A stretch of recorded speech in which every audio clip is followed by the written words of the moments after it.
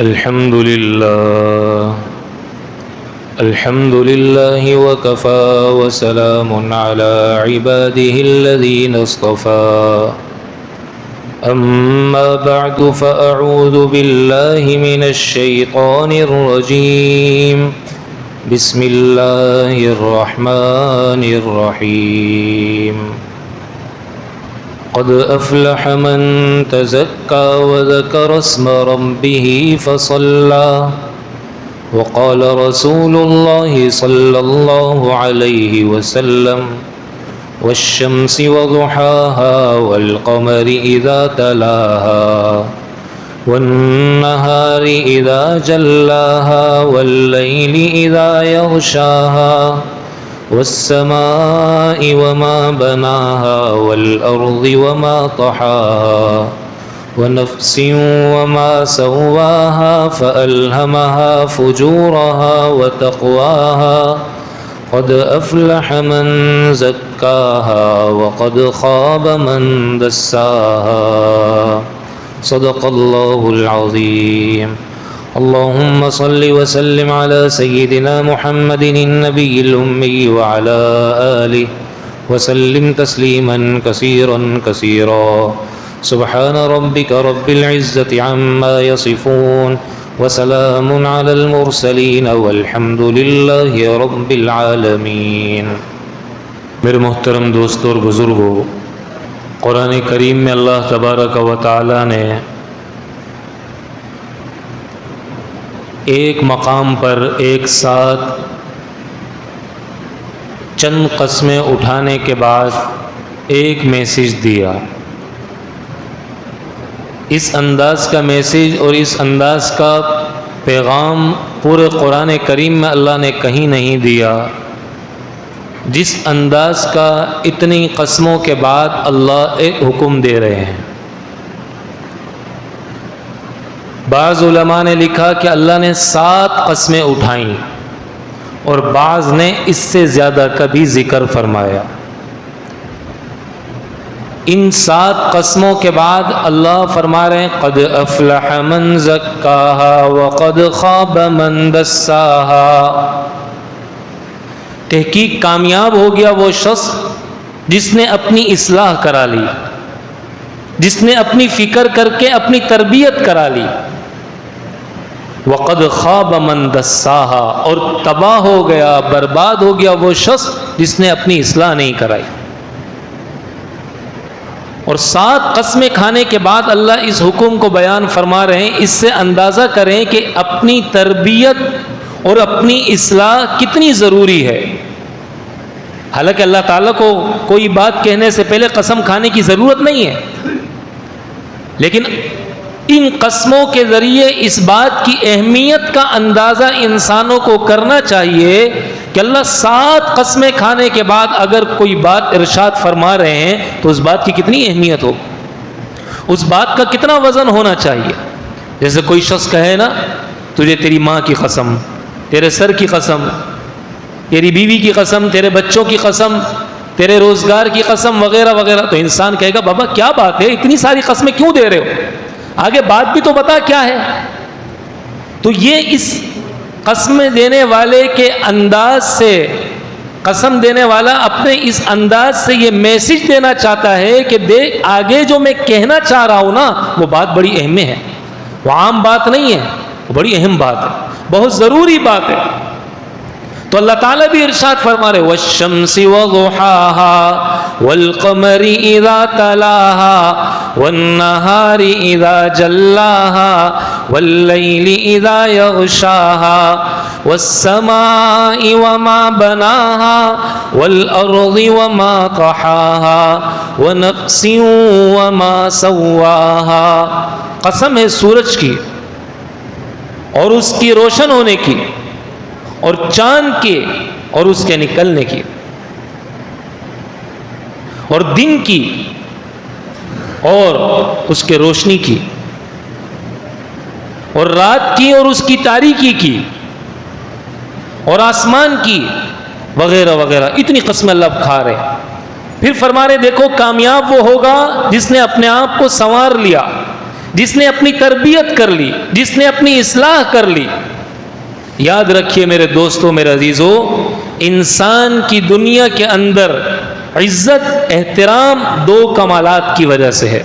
Number ایک، اس کے پاس علم ہو، اس کے پاس معلومات ہو.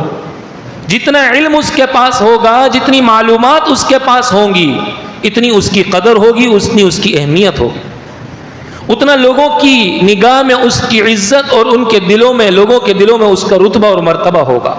کب؟ جب اس کے پاس علم ہو. اسی لیے آج انسان علم حاصل کرنے کے لیے کتنی قربانیاں دیتا ہے.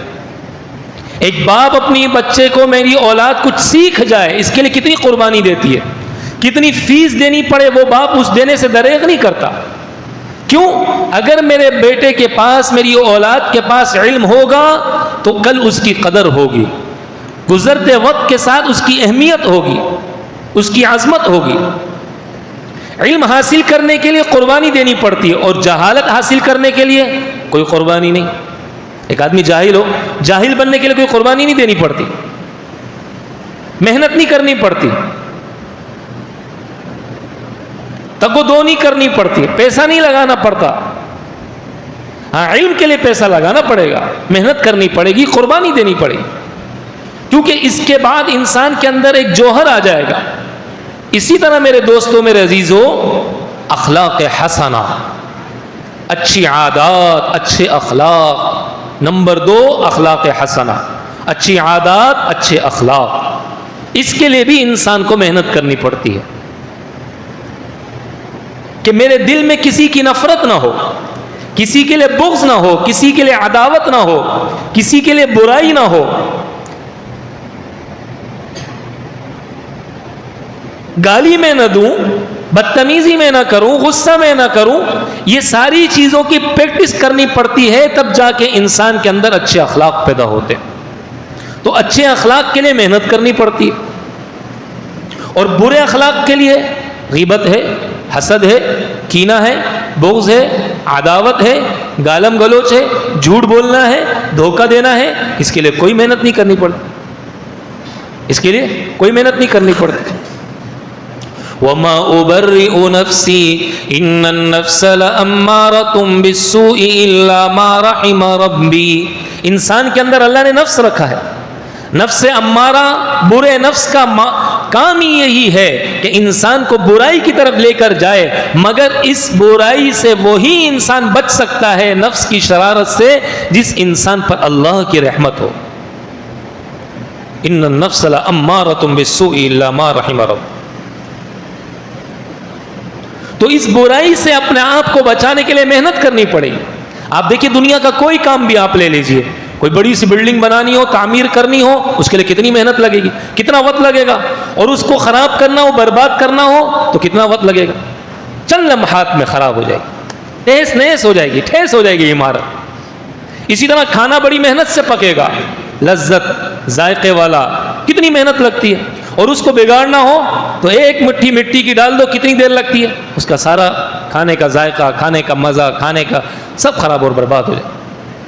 تو اخلاق حسنہ حاصل کرنے کے لیے محنت کرنی پڑے گی، اور اس اخلاق کی عمارت کو خراب کرنے کے لیے کوئی محنت نہیں کرنی پڑے، خود بخود خراب ہو جائے. اس کو پڑے رہنے دو، ویسے ہی خراب ہو جائے. تو میرے دوستوں، میرے عزیزوں، یہ انسان کو اپنے اندر اس انداز سے محنت کر کے کمالات پیدا کرنے پڑتے ہیں.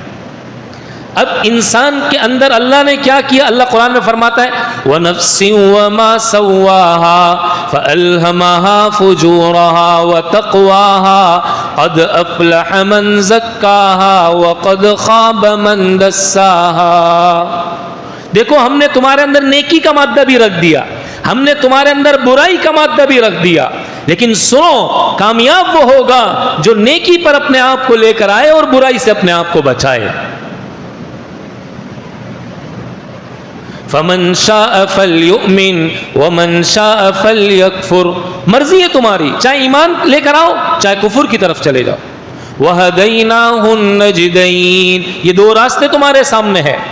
انا ہدیناہ السبیل اما شاکرا و اما کفورا. یہ راستہ جنت کی طرف جائے گا, یہ راستہ کامیابی کی طرف جائے گا, یہ راستہ اللہ کی طرف لے کے جائے گا, یہ راستہ کامیاب لوگوں کا راستہ ہے, اور یہ والا راستہ دوزخ کا ہے, شیطان کا ہے, اللہ سے دوری کا ہے, دوزخ کا ہے. اب تمہاری مرضی ہے. فمن شاء فلیؤمن ومن شاء فلیکفر. چاہے تو اس راستے پہ چلو, چاہے تو اس راستے پہ چلو.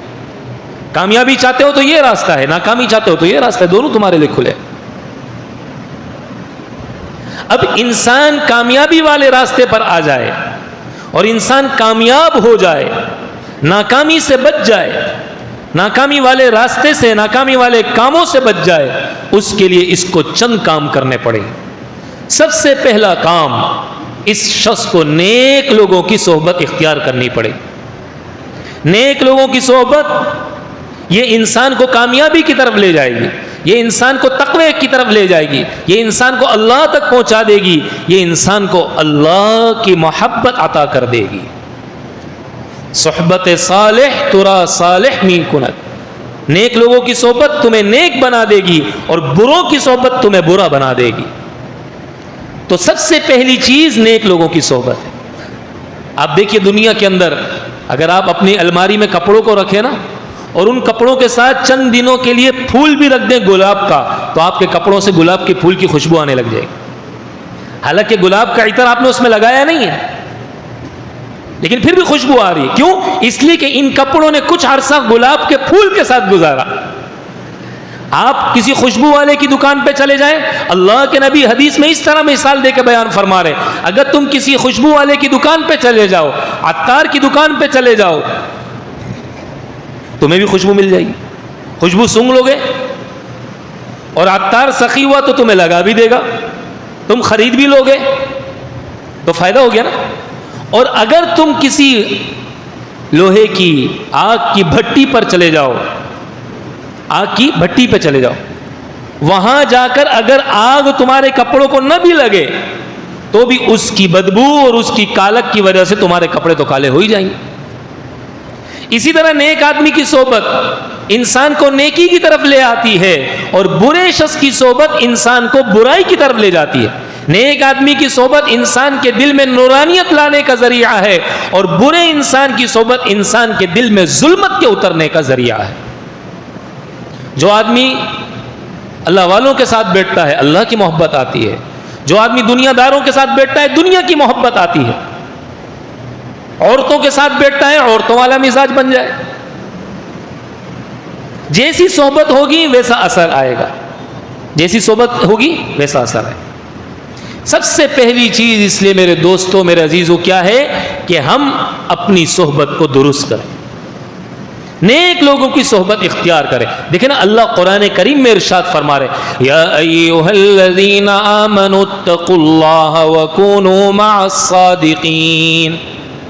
ایمان والو تم تقوی اختیار کرو, اور تقوی والوں کو حکم دے رہے ہیں کونوا مع الصادقین, تم سچوں کے ساتھ ہو جاؤ جن کے پاس حقیقی تقوی کی دولت ہے. یہ متقیوں کو اللہ حکم دے رہا ہے, عام آدمیوں کو حکم نہیں دے رہا کہ تم تقوی لینا چاہتے ہو تو حقیقی متقیوں کے پاس چلے جاؤ. متقیوں کو سے کہہ رہے ہیں اگر تم اس صورت حال کے اندر کہ تمہیں تقوی کی نعمت, تقوی کی دولت مل گئی, اور تم متقیوں کے ساتھ نہ رہے تو بھی تمہارا تقوی ضائع ہو جائے, تم تقوی کی دولت سے محروم ہو جاؤ. اتقوا اللہ وکونوا مع الصادقین, تقوی والوں کے ساتھ ہو. اور دوسری چیز میرے عزیزوں کیا ہے, اپنی تربیت کے لیے, اپنے آپ کو بنانے کے لیے, اپنے آپ کو سنوارنے کے لیے انسان روزانہ رات کو اپنا محاسبہ کرے. تھوڑی دیر گردن جھکائے اور سوچے آج کا سارا دن کیسا گزرا, کتنی نمازیں ہوئیں, کتنی رہ گئیں, کتنی جماعت کے ساتھ ہوئیں, کتنی بغیر جماعت کی ہوئیں, کتنی نوافل ہوئے, کتنی نوافل رہ گئے, کتنے صدقہ دیا, کتنا نہیں دیا, کتنا ذکر کیا, کتنی کمی رہی, اور کتنی تلاوت ہوئی, کتنی کمی رہی, کتنی اللہ سے دعائیں کی, کتنی دعائیں نہیں ہوئی, کیوں کمی آئی. محاسبہ کر, محاسبہ کرتا رہے گا, آڈٹ کرتا رہے گا اپنا, تو انسان ترقی کرتا رہے گا. روزانہ محاسبہ کرے کہ آج کتنی نیکی ہوئی, کتنی برائی ہوئی. کتنا جھوٹ بولا، کتنی غیبت کری، کتنی چغل خوری کری، کتنا حسد کیا، کتنا دھوکہ دیا، کتنا کسی کے ساتھ برائی کری، کتنی کسی کی غیبت سنی. کل سے میں نے یہ نہیں کرنا. جو کمی رہ گئی اس پر عزم کرے، اور جو کیا ہے اس پر اللہ کا شکر ادا کرے اور اس پر مزید زیادتی کی کوشش کرے. جب یہ انداز ہوگا محاسبے کا تو پھر نتیجہ یہ نکلے گا کہ ایک وقت آئے گا کہ انسان اس راستے پر آ جائے گا جو راستہ انسان کو انسان کی تربیت کے لیے ذریعہ اور سبب بنتا ہے، جو راستہ انسان کی تربیت کا ذریعہ اور سبب. تو سب سے پہلی چیز نیک لوگوں کی صحبت ہے، اور دوسری چیز روزانہ اپنا محاسبہ کرنا ہے، اور تیسری چیز مواخات فی اللہ، اللہ کے لیے بھائی چارگی قائم کرنا ہے. اللہ کے لیے، اللہ کے لیے کہ کیا مطلب؟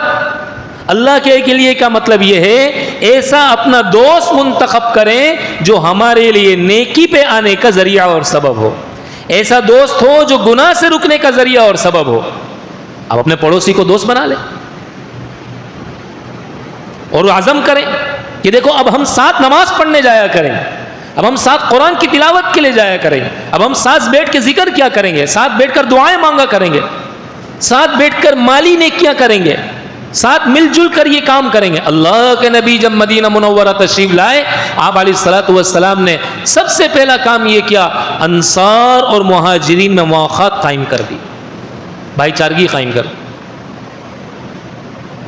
یہ نیک دوست، اچھا دوست جس سے اللہ کے لیے دوستی لگائی، یہ نیکی پہ لانے کا ذریعہ اور سبب ہوتا ہے، گناہوں سے بچنے کا ذریعہ اور سبب ہوتا ہے. بھیا میاں کیا کر رہے ہو؟ آج ہم نے گناہ کر لیا. نہیں کرنا. اور بری مواخات، بہت سے لوگ دنیا میں اس لیے بھی برے بن گئے، اس لیے بھی گناہگار بن گئے کہ بروں کی صحبت انہیں مل گئی. دوست برے تھے خود بھی برے بن گئے، دوست خراب تھے خود بھی خراب ہو گئے، دوست شراب پیتے تھے خود شراب پینے لگ گئے، دوست نشہ کرتے تھے خود نشہ کرنے لگ گئے، دوست گالیاں دیتے تھے خود گالیاں دینے لگ گئے، دوست جوا کھیلتے تھے خود جوا کھیلنے لگ گئے. تو مواخات، اللہ کے لیے بھائی چارگی، اللہ کے لیے محبت، اللہ کے لیے ایک دوسرے سے الگ ہونا، یہ تیسرا طریقہ کار ہے انسان کے اچھائی پر آنے کا. سب سے پہلی چیز انسان اچھی صحبت اختیار کرے، دوسری چیز انسان اپنا محاسبہ کرے، اور تیسری چیز باہمی مواخات، اور چوتھی چیز کہ جس سے انسان اپنی اصلاح کرتا ہے، اپنی تربیت کر سکتا ہے، وہ کیا ہے؟ معاشرے میں جو مخالفین ہیں نا، ان کی بات کو غور سے سنیں، اور پھر اس کے ذریعے جو ہماری کمیاں وہ بیان کر رہے ہیں اس کمی کو ختم کرنے کی کوشش کریں. ہم اپنا خیر خواہ اسے سمجھتے ہیں جو ہماری تعریف کرے، اپنا خیر خواہ کسے سمجھتے ہیں؟ جو ہماری تعریف بیان کرے. حالانکہ اس میں ہماری ترقی رک جاتی ہے. ترقی تو اس صورت میں جب ہمارے اندر سے برائیاں ختم ہو، کم ہو جائیں. اور برائی کسے نظر آئے گی؟ جو ہمارا مخالف ہے، اسے اچھائی نظر نہیں آئے گی. تو جو وہ بات کہہ رہا ہے، جو ہمارے اندر کمی وہ بتا رہا ہے، اس کمی کو دور کرنے کی کوشش کریں. ہر انسان چاہتا ہے میری لوگ تعریف کریں، ہر انسان چاہتا ہے لوگوں کی زبان میں میرا اچھائی سے تذکرہ ہو، جبکہ یہ چیز انسان کے لیے ترقی میں بہت بڑی رکاوٹ ہے، بہت بڑی رکاوٹ. تو ایک طریقہ کار یہ ہے میرے عزیزوں کہ انسان معاشرے کے اندر اپنی مخالفین کی بات کو غور سے سن کر اس کے بعد اپنی تربیت اس انداز سے کرنے کی کوشش کرے. تو سب سے پہلی چیز نیک لوگوں کی صحبت کا اختیار کرنا، دوسری چیز اپنا محاسبہ کرنا، اور تیسری چیز باہمی مواخات قائم کرنا، اور چوتھی چیز معاشرے میں اپنے مخالفین کی بات کو سن کر ان کی بتلائی ہوئی کمی کو اپنے اندر سے ختم کرنے کی فکر کرنا. اور پانچویں چیز میرے دوستوں، میرے عزیزوں، یہ ہے کہ انسان اپنی زندگی کے اندر دو کاموں کا اہتمام کرے. اللہ کے نبی نے فرمایا کہ لوہے کو جس طرح زنگ لگتا ہے اس طرح دلوں کو بھی زنگ لگ جایا کرتا ہے. جب دل کو زنگ لگ جائے گا تو نیکی کی بات اثر نہیں کرے گی. دل کو زنگ لگ جائے گا تو نیکی کی طرف رغبت نہیں ہوگی. دل کو زنگ لگ جائے گا تو نیک اعمال کی توفیق نہیں ہوگی. دل کو زنگ لگ جائے گا تو گناہوں پر شرمندگی اور ندامت نہیں ہوگی. دل کو زنگ لگ جائے گا تو نیکی کا شوق نہیں ہوگا. دل کو زنگ لگ جائے گا تو گناہ کا بوجھ محسوس نہیں ہوگا. جبکہ اللہ کے نبی نے فرمایا اذا سرتک حسنتک وساءتک سیئتک فانت مؤمن. تیری نیکی تجھے خوش کر دے اور گناہ بے چین کر دے تو سمجھ جا کہ تو مومن ہے. آج میری یہ کیفیت نہیں ہے. وجہ کیا ہے؟ دلوں کو زنگ لگ گیا. صحابہ نے عرض کیا یا رسول اللہ دلوں کے زنگ کی صفائی کی صورت کیا ہے؟ آپ علیہ الصلوۃ والسلام نے فرمایا کہ 2 کاموں کا اہتمام کرو. نمبر 1 کثرت قرآن کی تلاوت. کثرت سے قرآن پاک کی تلاوت کا اہتمام کرو. جتنی کثرت سے قرآن کی تلاوت کا اہتمام ہوگا اللہ اتنے زیادہ اہتمام کی وجہ سے دل کے زنگ کو صاف فرما دیں گے. دل کے زنگ کو ختم کر دیں. آج میرے دوستو قرآن کریم کی تلاوت سال گزر جاتا ہے پڑھنے کی توفیق نہیں ہوتی. حالانکہ مسجدوں میں بھی قرآن رکھے ہوئے ہیں, گھروں میں بھی قرآن رکھے ہوئے ہیں, لیکن توفیق ہی نہیں ہے. کیوں؟ دل پہ زنگ جو لگا ہوا ہے. کبھی سوچ بھی نہیں آتی کہ بچپن میں قرآن پڑھا تھا, صحیح پڑھا ہے غلط پڑھا ہے, چلو اب تھوڑی سی اصلاح کر لیں اپنے قرآن کی, اپنے تلفظ صحیح کر لیں, کچھ انداز صحیح کر لیں. وقت ہی نہیں. دنیا بھر کی چیزیں پڑھنے کا وقت ہے, اللہ کے کلام کے پڑھنے کا وقت نہیں ہے. دنیا بھر کی چیزیں سننے کا وقت ہے, اللہ کے کلام کے سننے کا وقت نہیں ہے. دنیا بھر کی چیزیں درست کرنے کا وقت ہے, اللہ کے کلام کو درست کرنے کا وقت نہیں ہے. دنیا بھر کی چیزیں سیکھنے کا اور دنیا بھر کی چیزوں کو درست کرنے کا اور دنیا بھر کی چیزوں کے حاصل کرنے کا شوق ہے. اللہ کا کلام درست ہو جائے, اللہ کا کلام صحیح پڑھنے لگ جاؤں, اللہ کے کلام سے مجھے محبت ہو جائے, اس کا کوئی شوق نہیں. اس کی طرف کوئی دل کا میلان اور دل کی طبیعت نہیں اور رغبت نہیں. جبکہ یہ بنیادی عمل ہے ہمارے دلوں سے زنگ کی صفائی کا, بنیادی کام. اور دوسری چیز جو آپ علیہ الصلوۃ والسلام نے فرمایا موت کی یاد. موت کو کثرت سے یاد کرو. یہ موت کی یاد تمہارے دلوں کو زنگ کو صاف کر دے. لیکن آج میرے دوستوں میرے عزیزوں ہمارے گھر میں فوتگی ہو جاتی ہے پھر بھی ہمیں موت نہیں رہتی ذہن میں. قبرستان جاتے ہیں پھر بھی فیس بک چلا رہے ہوتے ہیں, وہاں پر بھی غفلت کے ساتھ وقت گزار رہے ہوتے ہیں. یہ نہیں سوچ رہے ہوتے جس طرح آج ہم دوسروں کو قبر کے حوالے کرنے آئے ہیں, زمین کے حوالے کرنے آئے ہیں, کل اسی طرح مجھے بھی یہ لوگ حوالے کر دیں گے تو میرا کیا بنے گا؟ یہاں جانے کے بعد جو اب حقیقی زندگی شروع ہو رہی ہے اس کے لیے میں نے کیا تیاری کی, اس کے لیے میں نے کیا حاصل کیا؟ یہ دلوں کے زنگ کی علامت. انبیاء علیہ الصلوۃ والسلام جو دنیا میں تشریف لاتے تھے یہ لوگوں کے دلوں پر محنت کرنے کے لیے آیا کرتے تھے.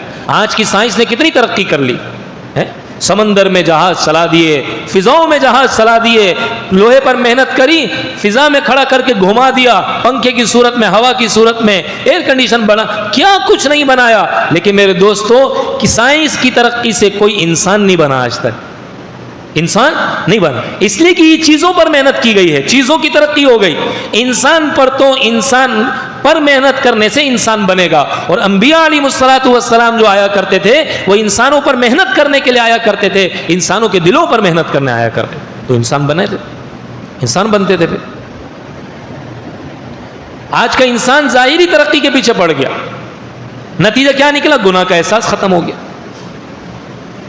گناہ ہو جائے کوئی فکر ہی نہیں ہوتی. نارمل روٹین کی نیکیاں کر لی, نیکیوں کی کوئی خوشی نہیں ہے. دل کی دنیا جو ویران ہے نا, تو اپنی دل کی دنیا کو بنانا ہے, دل کی دنیا کو آباد کرنا ہے, دل کی دنیا کو درست کرنا ہے. تو سب سے پہلی چیز میرے دوستوں میرے عزیزوں جو ہماری تربیت کے لیے ضروری ہے, ہماری اصلاح کے لیے ضروری ہے, ہمارے دل کی آبادی کے لیے ضروری ہے, وہ کیا ہے؟ نیک لوگوں کی صحبت.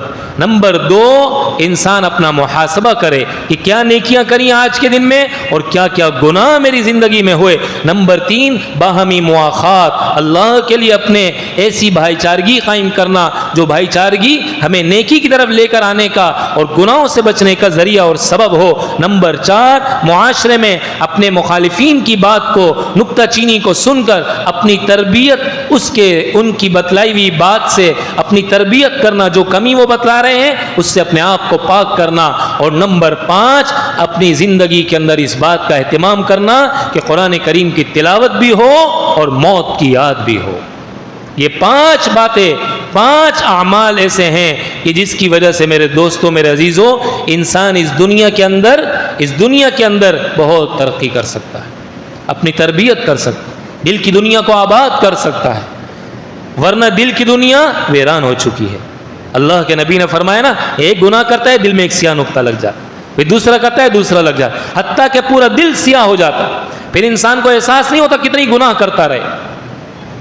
شرمندگی ختم ہو جاتی ہے، ندامت ختم ہو جاتی ہے، افسوس ختم ہو جاتا ہے. یہ دل کے زنگ کی علامت. صحابہ کرام رضوان اللہ تعالی علیہم اجمعین کا حال کیا تھا؟ حضرت معاذ اسلمی رضی اللہ تعالیٰ اللہ کے نبی کے صحابی ہیں، زنا کا گناہ ہو گیا، پتہ ہے، یقین ہے کہ اس کی سزا رجم ہے، مجھے پتھر مار کر سنسار کر دیا جائے گا، ختم کر دیا جائے گا. لیکن پھر بھی اللہ کے نبی کے پاس آئے کہ رسول اللہ گناہ ہو گیا. اللہ کے نبی نے رخ پھیرا کہ پتہ نہیں ہے ویسے ہی جذبات میں آ کر کوئی بات کہہ رہا ہے، یہ کیا مسئلہ ہے. پھر کہہ رہے رسول اللہ مجھ سے گناہ ہو گیا. اللہ کے نبی نے کہا بابا گناہ نہیں ہوا ہوگا، زنا نہیں ہوا ہوگا، ویسے ہی مس ہو گئے تم نے ویسے ہی بوس و کنار کر لیا ہوگا. نہیں کیا رسول اللہ مجھ سے زنا ہو گیا ہے. مجھ سے 4 مرتبہ جب یہ بات فرمائی پھر اللہ کے نبی نے فرمایا صحابہ کو ہاں ان پر حد جاری کی جائے. اللہ کے نبی اعراض کر رہے ہیں لیکن پھر بھی یہ صحابی بار بار آ کر کے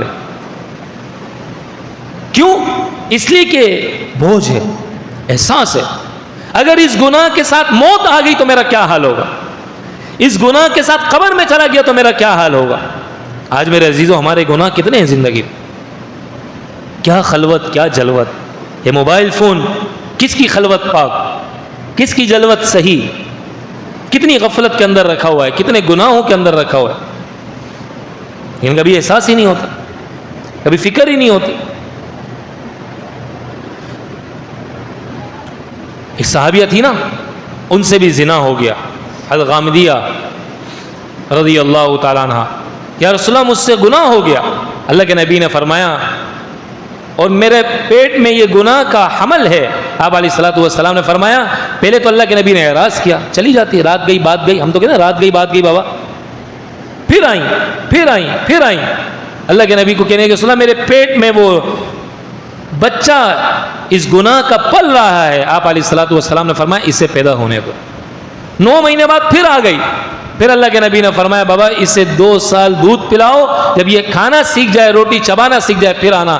پھر 2 سال کے بعد تشریف لے آئی اور ہاتھ میں روٹی کا ٹکڑا دیا بچے کو. اس نے چیک اللہ کے نبی کو دکھایا، رسول اللہ اب یہ کھانا سیکھ گیا ہے، جلدی مجھ پر حد جاری کریں. اتنا بوجھ تھا گناہ کا. پتہ تھا کہ پتھر مارے جائیں گے، پتہ تھا کہ لوگوں کی نگاہوں میں میرا کس طرح تذکرہ ہوگا، لیکن یقین تھا نا کہ یہ حد جاری ہو جائے گی، کل قیامت میں اللہ کی نظر میں میرا بڑا رتبہ ہوگا. لوگوں کی نگاہوں میں عزت اور ذلت کا کیا اعتبار ہے، اصل تو اللہ کی نظر میں، اللہ کی نگاہ میں، اللہ کے یہاں انسان کی عزت بہت قیمتی ہے، بہت وزنی ہے، بہت اہم ہے. صحابہ کو اس چیز کی فکر تھی، اس چیز کا شوق تھا، اس چیز کی رغبت تھی. اس لیے میرے دوستوں، میرے عزیزوں، تو گناہوں کے دل کے زنگ کے بھی کچھ اسباب ہیں. سب سے پہلا سبب گناہ. یہ گناہ ایک بہت بڑا زنگ ہے جو انسان کے دل کو کالا کر دیتا ہے. اور دوسرا سبب جو دل کے زنگ کا ذریعہ اور سبب ہے وہ ہے خواہشات کی اتباع. انسان حرام کاری میں مبتلا ہو جائے، گناہوں کے اندر مبتلا ہو جائے، بد نظری میں مبتلا ہو جائے، زنا میں مبتلا ہو جائے. یقین جانیے جو انسان ایسے کام کرتا ہے سب سے پہلے اللہ اسے عبادت کی لذت سے محروم کر دیتے ہیں. خواہشات کی اتباع کرنے والے کا سب سے پہلا نتیجہ یہ نکلتا ہے کہ اللہ اسے عبادت کی لذت سے محروم کر دیتا ہے. ان الصلاۃ کانت علی المؤمنین کتابا موقوتا. عبادت کی لذت سے محروم ہو گیا، نماز کا وقت مقرر ہے جو مومنوں پر کیا گیا، اسے توفیق نہیں ہوتی. وَإِنَّهَا لَكَبِيرَةٌ إِلَّا عَلَى الْخَاشِعِينَ. نماز بوجھ ہے، ہر کام آسان، نماز مشکل. دوستوں کے ساتھ بیٹھنا آسان، موبائل فون دیکھنا آسان، سب کچھ کرنا آسان، لیکن نماز پڑھنا مشکل. 2 رکعت نہیں پڑھ پا رہا. تو خواہشات کا سب سے پہلا نتیجہ کیا نکلتا ہے کہ انسان اس کی وجہ سے عبادت کی لذت سے محروم ہو جاتا، اور دوسرا انسان رزق کی برکت سے محروم ہو جاتا ہے۔ آج آپ دیکھیے روزیوں کی بے برکتی ہماری زندگی میں کیوں ہے؟ کتنے گناہ میری زندگی میں، آنکھوں کی بد نظری کس گھر میں نہیں، کس فرد میں نہیں، کس مرد عورت میں نہیں، کس انسان میں نہیں ہے؟ نماز کا چھوڑنا کس گھر میں نہیں ہے؟ ایک بے نمازی کی نحوست 40 گھروں تک جاتی ہے۔ ایک بزرگ کے بارے میں ان کے پاس ایک شخص آیا، کہنے کا حضرت میرے گھر میں بڑی بے برکتی ہے۔ فرمایا اپنے گھر کے دروازے پر صحیح سے پردہ لگا دو۔ کہ اچھا، صحیح سے پردہ لگا دیا۔ کچھ ٹائم بعد آیا، کہنے کا حضرت بڑی برکت ہو گئی۔ کہ وجہ کیا تھی حضرت؟ فرمایا تمہاری گلی سے ایک بے نمازی گزرتا تھا، اس بے نمازی کی نگاہ تمہارے گھر میں پڑ جایا کرتی تھی، اس کی نحوست کی وجہ سے اللہ تمہارے گھر کی برکت کو ختم کر دیتے تھے۔ کتنی اہتمام تھا اور کتنا اثر ہے اس بات کا۔ آج ہمیں کوئی احساس نہیں ہوتا اس بات، کوئی بوجھ نہیں ہے ہماری زندگی۔ خواہشات کا سب سے پہلا اثر یہ ہوتا ہے کہ انسان عبادت کی لذت سے محروم ہو جاتا ہے، دوسرا انسان روزی کی برکت سے محروم ہو جاتا ہے، اور تیسرا انسان کے ماتحت بیوی بچے انسان کی ان کے دلوں سے محبت ختم ہو جاتی ہے۔ سب کچھ کرنے کے بعد بھی بیوی کیا کہتی ہے؟ آپ نے ہمارے لیے کیا ہی کیا ہے۔ بچے کیا کہتے ہیں؟ ہمارا باپ تو کچھ کرتا ہی نہیں ہمارے لیے۔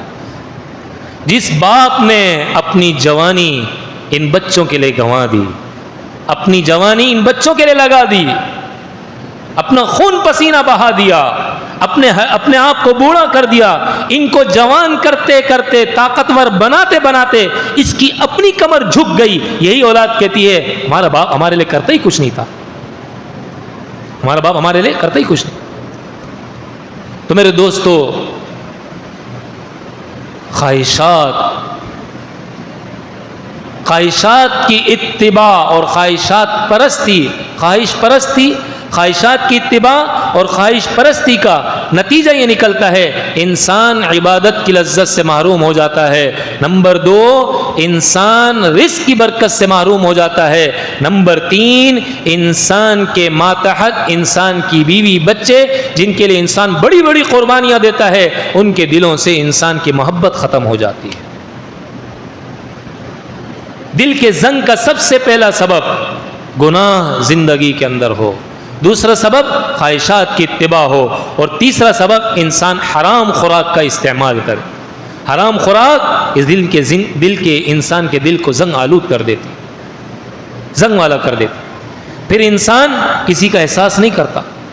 اللہ کے نبی نے فرمایا نا، انسان بس اوقات رو رو کر دعائیں کر رہا ہوتا ہے، یا ربی یا ربی، آسمان پر دعائیں نہیں جا رہی ہوتی، فرشتے اسے کہتے ہیں کہ کیسے اس کی دعاؤں کو قبول کریں۔ اللہ فرماتا ہے کہ اس کا کھانا حرام، اس کا پینا حرام، اس کا لباس حرام۔ آج میرے دوستوں، ہم میں سے ہر ایک دیکھیں تو حرام کماتا ہے، خیانت کرتا ہے، ڈیوٹی صحیح طریقے پر نہ کرنا یہ بھی حرام کمائی کا ذریعہ اور سبب ہے، وقت کا اہتمام نہ کرنا یہ بھی حرام کمائی کا ذریعہ اور سبب ہے۔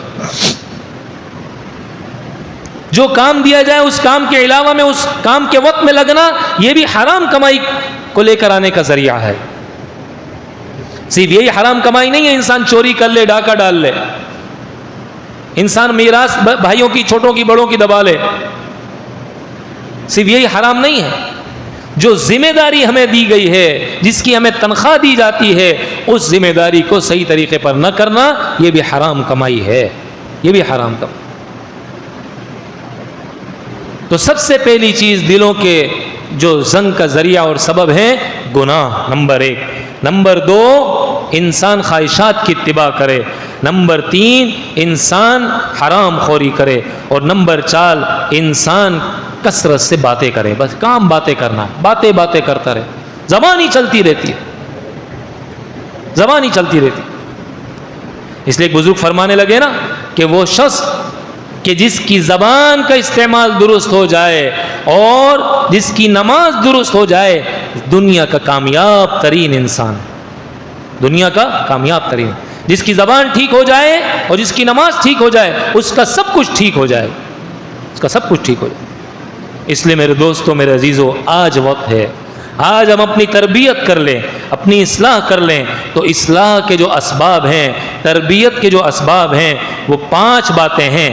ان میں سب سے پہلی بات نیک لوگوں کی صحبت اختیار کرنا، دوسری بات اپنا محاسبہ کرنا، تیسری بات بھائی چارگی مواخات اللہ کے لیے قائم کرنا، اور نمبر 4 معاشرے میں اپنے مخالفین کی تنقید کو سن کر، نکتہ چینی کو سن کر اپنی اس کمی کو دور کرنے اور ختم کرنے کی کوشش اور فکر کرنا، اور نمبر 5 اپنے زندگی کے اندر قرآن کریم کی تلاوت کا اور موت کی یاد کی کثرت اس کا اہتمام کرنا۔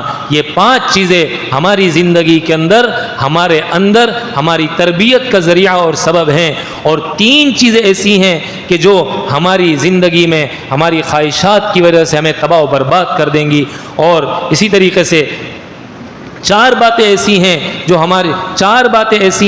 جو ہماری زندگی کے اندر ہمارے دلوں کے زنگ کا ذریعہ اور سبب ہیں۔ نمبر 1 انسان گناہ، یہ انسان کے دلوں کے زنگ کا ذریعہ اور سبب ہے۔ نمبر 2 حرام خواہشات کی اتباع، یہ بھی دلوں پر زنگ کا ذریعہ اور سبب ہے۔ نمبر 3 ہمارے حرام کمائی کا کرنا۔ نمبر 4 کثرت سے زبان چلانا اور بیہودہ باتوں کی کثرت کرنا۔ یہ 4 چیزیں ایسی ہیں جو دلوں کے زنگ کا ذریعہ اور سبب ہیں، اور خواہشات کی اتباع کرنے کی وجہ سے انسان 3 بڑی نعمتوں سے محروم ہو جاتا ہے۔ نمبر 1 عبادت کی لذت سے محروم ہو جاتا ہے۔ نمبر 2 انسان رزق کی برکت سے محروم ہو جاتا ہے۔ نمبر 3 ماتحتوں کے دلوں سے اللہ محبت کو ختم کر دیتے ہیں۔ اللہ کرے میرے دوستوں، میرے عزیزوں، جو کچھ کہا سنا اللہ اس پر عمل کرنے کی اور دوسروں تک پہنچانے کی توفیق بھی عطا فرمائے، ہماری تربیت بھی فرمائے، ہماری اصلاح بھی فرمائے، اور ہمیں اپنی پسند کے مطابق زندگی گزارنے کی توفیق بھی عطا فرمائے۔ وآخر دعوانا ان الحمد للہ رب العالمین۔